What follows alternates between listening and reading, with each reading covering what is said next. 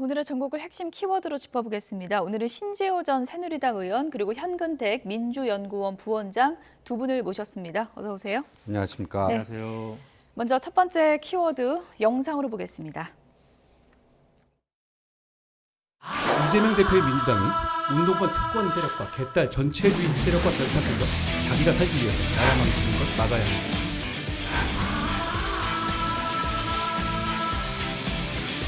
국민의힘이 집권당입니다. 국정에 책임을 진 것은 야당이 아니라 여당입니다. 정권을 견제하는 것은 그리고 감시하는 것은 야당의 몫입니다. 여당이 야당을 견제하고 야당을 감시하는 것이 아닙니다. 저는 지역구에 출마하지 않겠습니다. 비례로도 출마하지 않겠습니다.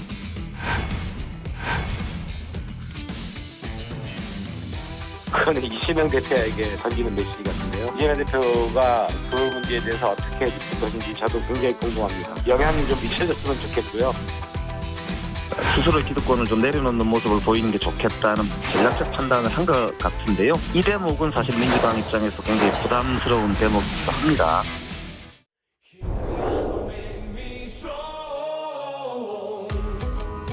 한동훈 바람이 여당의 공천혁신 과정을 통해 갖고 일어난다고 하면 민주당도 공천혁신이 있어야 될 것으로 보고 있습니다. 어떤 한동훈 바람이 분다고 하면은 민주당의 우리는 이재명 당대표도 또 나름의 결심도 해야겠죠.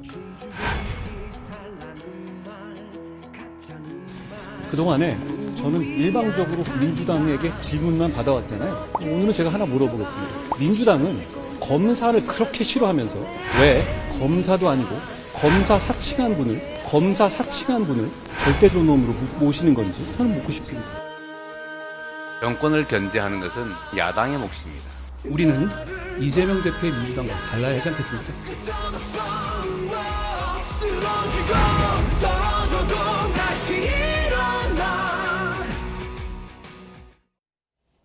네, 한동훈 후보가 출범하면서 이제는 총선의 구도가 윤석열 대 이재명이 아니라 한동훈 대 이재명으로 재편됐다. 이런 얘기가 많이 나오고 있는데요. 이재명 대표 입장에서는 좀 부담스러운 대목일까요? 예, 부담스럽습니다. 왜냐하면요, 이 대선과 총선의 선거가 갖는 성격의 차이가 뭐냐면, 대선은 정치학자들이 전망적 성향이 강하다. 예. 전망적 투표. 그러니까 미래를 위한 투자라고 하는 점에서 이게 고르고요. 총선은 회고적 투표. 그래서 지난 과거에 대한, 최근 과거에 대한 평가 이렇게 되는데, 이게 이제 윤석열 대 이재명에서 한동훈 대 이재명으로 바뀌면서 내년 총선의 성격이 원래대로라면 회고적 투표 이렇게 돼야 되는데, 미래 권력 1순위인 한동훈이 여기 등장하면서 이제 전망적 투표 이게 되면서 이제 총선의 성격 자체가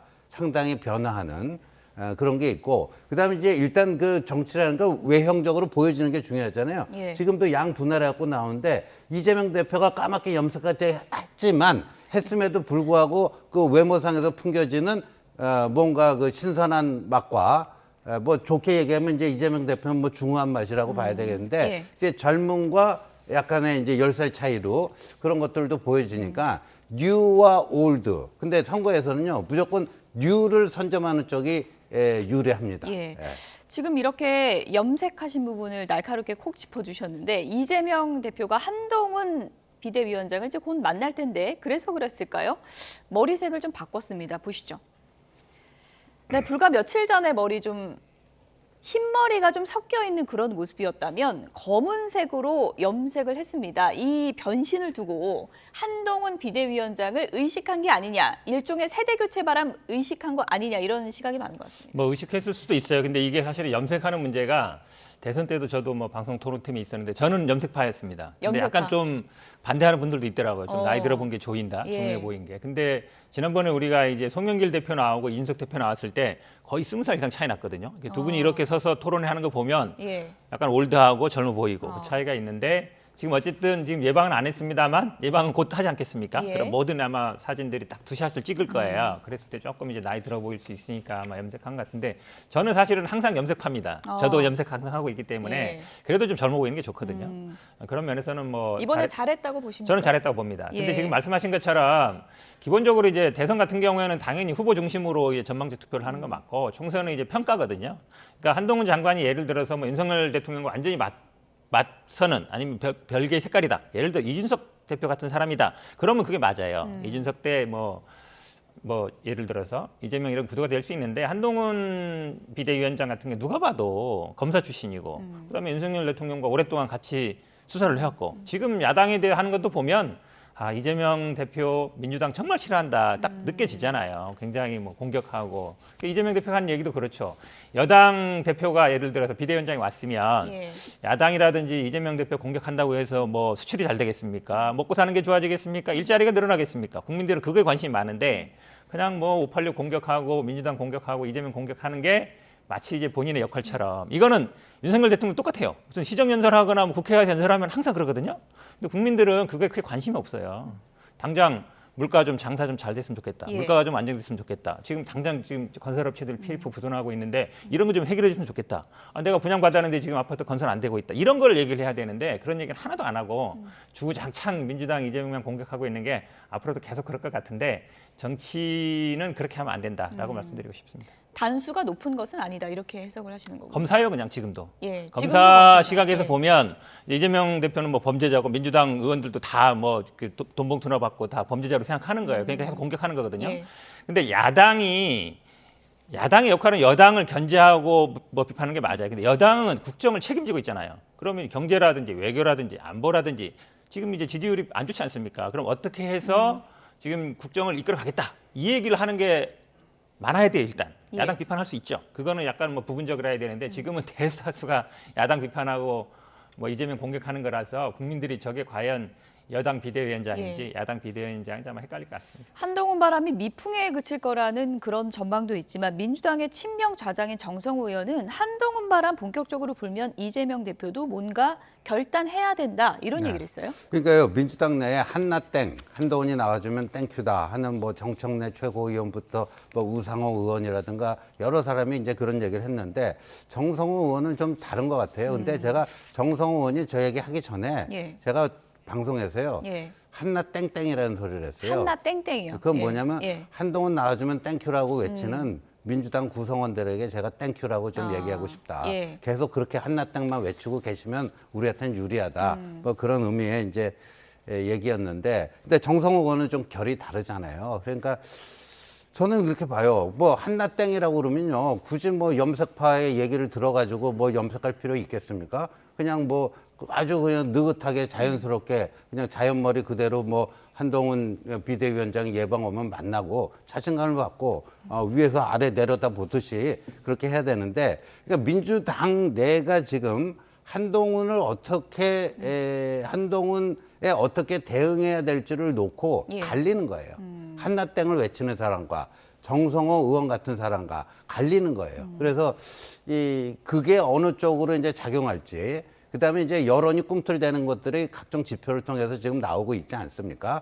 그리고 이제 오늘 아마 그 비대위원 명단을 발표할 예정입니다. 예. 그리고 내일은 왜 이 사람들을 비대위원으로 위촉했는지 그 위촉 사유에 대해서 한 사람 한 사람씩 한동훈 비대위원장이 직접 대국민 브리핑을 할 예정이라고 제가 들었습니다. 그러니까 예. 한동훈 씨에게 이런 새로운 정치, 그냥 검사의 연장이다. 계속 그런 생각 갖고 계시면 좋겠고, 예. 이제 그 한동훈식 새로운 정치, 저는 그 취임사가 여의도의 문법을 완전히 창조적으로 파괴한 한동훈만의 어떤 새로운 스타일의 그거를 선보인 거라고 봅니다. 예. 여야 좌우를 통틀어서 그렇습니다만, 그래서 이런 그 한동훈식 한동훈 스타일이 국민들에게 어느 정도 소구력을 발휘할 수 있는가. 예. 이게 저는 핵심이라고 봅니다. 서초동 사투리는 넘어섰다 이렇게 보시는 거군요. 서초동 사투리라는 거는 이제 민주당 분들의 바람인 거고요. 예.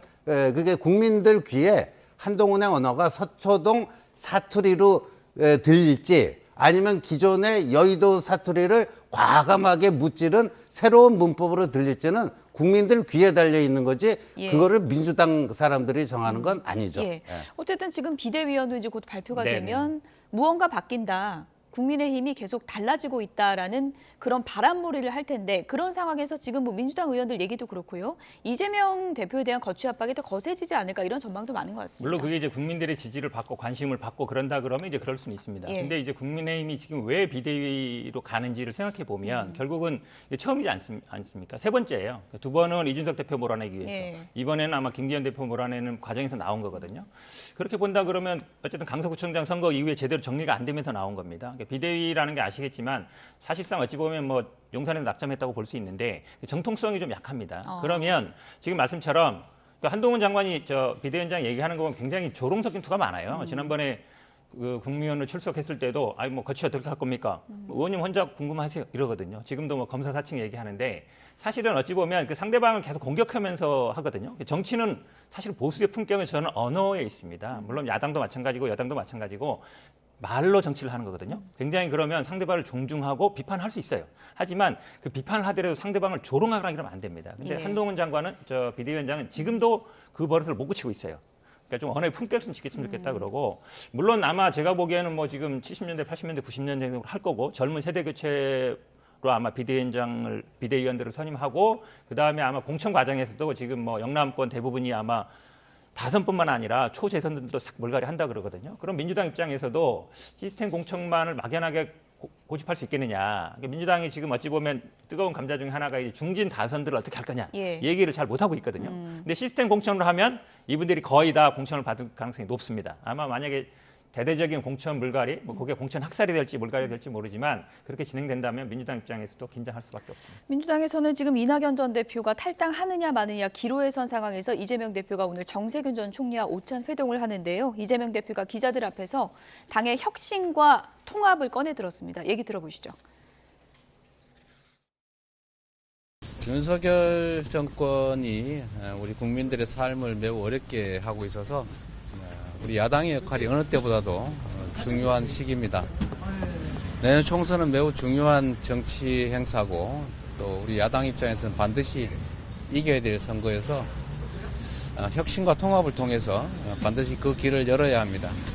이낙연 전 대표께서 여러 말씀을 해주시고 계시고 저도 계속 연락드리고 또 만나서 우리가 통합의 길을 갈 수 있도록 노력 중입니다.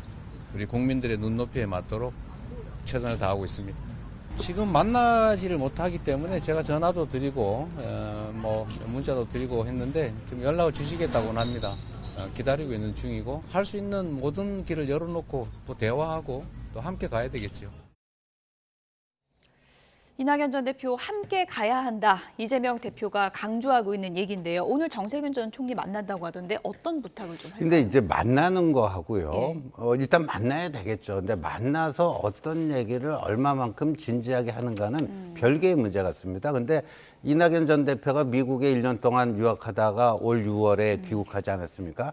그때도 이낙연, 이재명 회동 뭐 여러 차례 연기되다가 그러니까 열렸어요. 열려갖고 1시간 반 동안 그 뭐 얘기를 뭐 막걸리 한 병 놓고 얘기를 했다는데 후일담을 흘러나오는 얘기를 제가 들어보니까요. 거의 90% 이상 이낙연 전 대표가 얘기를 했고 이재명 대표는 거의 발언을 하지 않더라. 그래서 이낙연 전 대표 측 얘기가 도대체 그럼 왜 만나자고 했는가. 뭔가 주고받고 예. 서로 진지하게 흉궁 없이 이런 대화를 하면서 뭔가 작은 접점이라도 발견을 해가지고 그걸 실천에 공동 실천으로 옮기자라든가 그래야 예. 되는데 그러다 보니까 이제 이낙연 전 대표 측에서는 사진 한 방 찍으려고 사진 한 장, 꽃다발 주는 사진 한 장. 그래서 내가 또 이렇게 이낙연 전 대표하고도 이렇게 대화하기 위해서 노력하고 있다. 이런 이미지만 연출하는 거지. 예. 그 대화에 임하는 그 진지함은 전혀 발견되지 않더라. 예. 그런데 지금 이낙연 전 대표 측에서 좀 머뭇머뭇거리는 게 그때 그게 있는 거예요. 예. 이번에도 그렇지 않겠느냐. 꼭 자기가 아쉽고 필요할 때만 예. 뭐 이렇게 만나는 척 하는 거 아니냐. 그런 불신이 있는 것 같습니다. 현근택 부원장님, 네. 지금 전 좀 궁금한 게 지금 이낙연 전 대표하고 이재명 대표하고 지금 두 총리를 두고 좀 일종의 좀 밀당이라 그럴까요? 줄다리기를 하고 있는 거잖아요. 여기서 정세균 총리랑 김부겸 전 총리가 어떤 역할을 지금 하고 있는 건가요? 지금 어쨌든 이제 이분들은 뭐 나가서 뭐 신당을 만들자거나 이런 입장은 아닌 게 분명한 것 통합 같고요. 쪽입니까? 그렇죠. 예. 어쨌든 민주당은 힘을 합쳐야 된다는 건데 예. 지금 말씀하시지만 이제 이낙연 전 대표 같은 경우에는 일단 당 대표를 내려놔라. 통합 비대위 만들자는 게 이제 물러나라. 통합 예. 비대위라는 건 여러 개파 간에 모여서 하자는 건데 이게 어찌 보면 민주당 예전에도 뭐 2016년에도 그렇고요. 이게 공천 총선을 앞두고는 항상 이 개파 간에 어찌 보면 이런 긴장감이 있었습니다. 그게 예. 결국은 이제 공천 갖고 싸움하는 건데 지금은 사실은 민주당 입장에서는 굳이 당대표가 왜 그만둬야 되지? 그 물음에 대해서 사실 정답이 없는 거예요. 근데 지금 말씀하시지만 저는 여야든 대통령하고 야당 대표든 무조건 만나는 게 좋다. 그래 예를 들어서 그게 뭐 투샷이 뭐 사진 찍는 게 부담스러우면 사진 공개 안 하면 되고 예. 지금 그 전에도 보면 왜 이준석 대표도 나가기 전에 김기현 대표를 만났다는 거 아닙니까? 만나는 게 사진은 안 남았어요. 근데 만나는 것 자체가 저는 의미가 있다고 봅니다. 거기서 어떤 얘기를 하든지 간에. 그리고 예. 저도 뭐 이재명 대표님하고 얘기해 보면 주로 듣는 편이에요. 얘기를 본인이 많이 예. 하는 게 아니라 듣고 궁금한 거 물어보고 이런 스타일이기 때문에 뭐 일단은 만나는 게 좋다. 그러니까 예. 전제를 너무 어려운 전제를 다신 거예요. 물러나면 만난다 그러면 예. 사실은 물러나면 또 만날 이유도 없어요. 당대표니까 만나는 거잖아요. 물러날 거면 만날 이유도 없다. 아니 예. 물러난다 그러면 예. 당대표도 아니잖아요. 그러면 사실 만나는 의미도 없거든요. 그래서 지금 이낙연 대표가 이렇게 통합 비대위라 얘기하지만 결국은 물러난다고 하면 만나겠다는 건데 그 조건을 조금 푸시는 게 맞다. 다른 조건 예를 들어서 뭐 공관위를 어떻게 한다든지 뭐 선대위를 어떻게 한다든지 그런 거 충분히 논의가 가능한데 대표 물러나면 만나겠다. 이건 제가 보기엔 너무 어려운 숙제인 것 같습니다. 삼 총리와 이재명 대표 지금 관계 역학도가 어떻게 되는지 모르겠는데 계속 두 분씩 만나고 계시거든요. 그리고 정세균 전 총리가 이낙연 전 대표에게 김부겸 전 총리랑 같이 만나자 그랬더니 또 그거는 좀 거부한 것으로 전해지고 있어요. 네. 이런 흐름은 어떻게 읽어야 될까요? 그러니까 그 정세균, 김부겸 그 두 분 전직 총리께서는 예. 당의 분열을 바라지 않는 것 같아요. 민주당의 분열을 민주당의 원로로서 그러니까 어떻게든지 접점을 찾아서 이걸 통합을 시키려는 노력을 할 텐데 예. 그 키를 쥐고 있는 거는 사실상 이재명 대표입니다. 그러니까 이 뭐 사당화 논란, 개딸 전체주의 논란 이거를 키운 게 이재명 발 아니겠습니까?